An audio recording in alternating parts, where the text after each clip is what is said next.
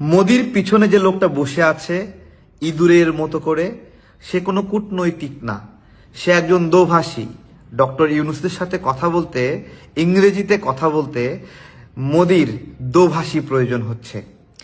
ভারতের দুর্ভাগ্য, বাংলাদেশ এমন একটা সময় এমন একজন নেতা পেয়েছে যেই সময় ভারতের নেতা তার আশেপাশেও অতটুকু না, 100 ভাগের 1 ভাগ যোগ্যতাও রাখে না।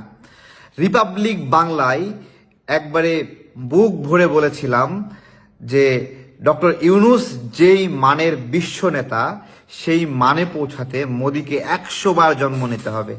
তখন রিপাবলিক বাংলার ময়ূখের মুখটা ফিউজ হয়ে গিয়েছিল। শুধু রিপাবলিক বাংলা না, আজকে মোদি এবং ডক্টর ইউনূসের মিটিং হলো, ভারতের গণমাধ্যমগুলো মুখে কুলুপ দিয়ে রাখছে, কিছু বলতে পারছে না।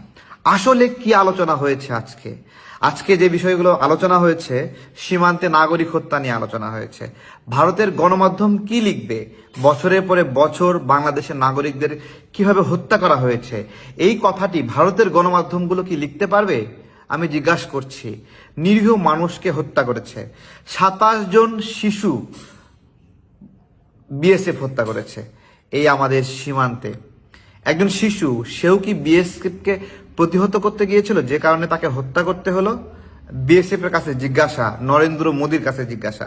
এই তথ্যগুলো আমরা বারবার প্রধান উপদেষ্টাকে দিচ্ছিলাম, মেইল করছিলাম, জানাচ্ছিলাম। আমাদের যখন মিটিং হচ্ছিল তখন পরিসংখ্যানগুলো তুলে ধরেছিলাম যে আমাদের গত 16 বছরে 1000-এর উপর বাংলাদেশি নাগরিক হত্যা হয়েছে, যার ডকুমেন্ট হয়েছে মাত্র 600-র মতো, বাকিগুলো আনডকুমেন্টেড। এবং বেশিরভাগ মৃত্যুর ক্ষেত্রে জানাজা নামাজও পড়া হয়নি।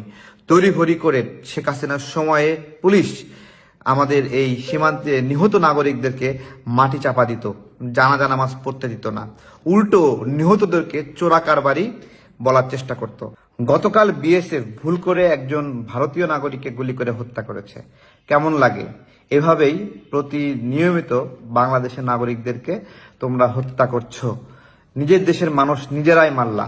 একবার বিবেচনা করো। সীমান্তে অপরাধ সংগঠিত হয় সারা বিশ্বেই। ভারতীয়রা অপরাধ করে, বাংলাদেশিরা অপরাধ করে।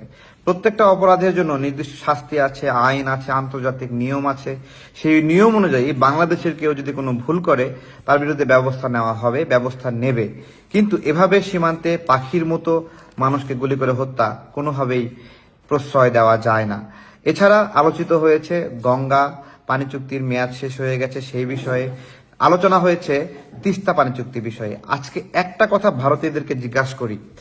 এই যে নদীগুলোর উপরে তোমরা বাদ দিয়ে পানিগুলো আটকে দিয়েছো, নিচু দেশের দিকে পানি প্রবাহিত হবে, খুবই স্বাভাবিক। তোমরা যে পানিগুলো আটকায় দিয়ে সারা দেশ সারা বছর ধরে এই পানিগুলো সুবিধা নিলা, যখন পানিটা বেড়ে যাচ্ছে বর্ষাকালে, পানির লোড নিতে পারছে না, তখন এই পানিটা আমাদের উপরে কেন ঠেলে দিচ্ছ? নিজেদেরকে প্রশ্ন করো। আমরা যদি বর্ষার সময় অতিরিক্ত পানির কারণে ক্ষতির ভাগ নিতে পারি, তাহলে শুষ্ক মৌসুমে যেইটুকু পানি আছে সেটুকু পানির কেন ভাগ পাবো না? এই নদীগুলো ভারতে উৎপত্তি হয়েছে এরকম না, এগুলো আন্তর্জাতিক নদী। কমপক্ষে 3টি দেশ থেকে টাচ করেছে এই নদীগুলো। সেই নদীগুলোর পানির হিসাব চাচ্ছি, যেগুলোর উৎপত্তি স্থল ভারতও না। ভারতও ওই নদীগুলোর পানি ভোগ করছে, অন্য দেশ থেকে আসা পানি। সেই পানিগুলোর একটা অংশ, ধরেন 1 বালতি পানি ভারতের কাছে আছে, আন্তর্জাতিক নদীর পানি। ভারতেরও অধিকার আছে, আমাদেরও অধিকার আছে।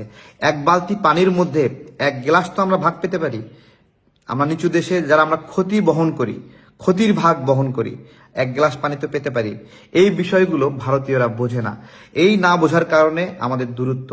ভারতের নাগরিক, ভারতের রাজনৈতিক ব্যক্তিবর্গ, সরকারি দল, বিরোধী দল, কখনো কেউই আমাদের এই বিষয়গুলোতে সহযোগিতা করেনি, সমর্থন করেনি। আমরা বলে যাচ্ছি।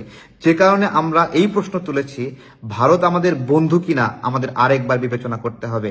আমরা তো দেখি ভারতের রাজনৈতিক দলগুলোর মধ্যে সরকারি দল, বিরোধী দল সমানভাবে বাংলাদেশের বিরোধিতা করে। বাংলাদেশের অস্তিত্ব তাদের জন্য অস্বস্তির, এইরকম একটা ভাব করে। আমিও আপনাদেরকে বলছি, ভারতের যে ভৌগোলিক কাঠামো সেটা যেরকম বাংলাদেশের জন্য অস্বস্তি, বাংলাদেশের ভৌগোলিক কাঠামো ভারতের জন্য অস্বস্তি। এটা আপনারা মনে রাখবেন।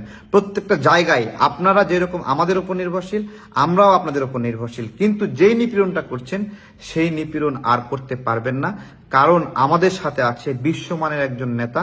আমরা আর পিছনে ফিরে তাকাবো না, শুধুই সামনে যাব। অনেকগুলো বিষয়ে আমরা অগ্রগতির সামনে আছি। আমি আপনাদেরকে বলছি, রোহিঙ্গা বিষয়ে আপনারা যে যে ষড়যন্ত্র করেছেন সবকিছু ছিন্ন করা হবে। ডক্টর ইউনূস স্যারের সহযোগিতায় আমরা সকল রাজনৈতিক দল মিলে এই সহযোগিতা করব। যতদিন উনি দায়িত্বে আছেন আমরা সর্বোচ্চভাবে শক্তি দিয়ে সহযোগিতা করব, এবং বাংলাদেশের নাগরিকরা এতদিন পরে ভাবছে তাদের মনের মতো একজন ব্যক্তিকে নেতা হিসেবে পেয়েছে। আজকে জাস্ট মোদি এবং ডক্টর ইউনূসের যোগ্যতার কাঠামো দেখেন। মোদিকে একজন দোভাষী নিয়ে ডক্টর ইউনূসের পাশে কথা বলতে হচ্ছে। স্বাধীনভাবে ইংরেজিতে সে নিজের মনের ভাবটা প্রকাশ করতে পারছে না। এটাই হলো মোদি এবং ডক্টর ইউনূসের পার্থক্য। আসসালামু আলাইকুম।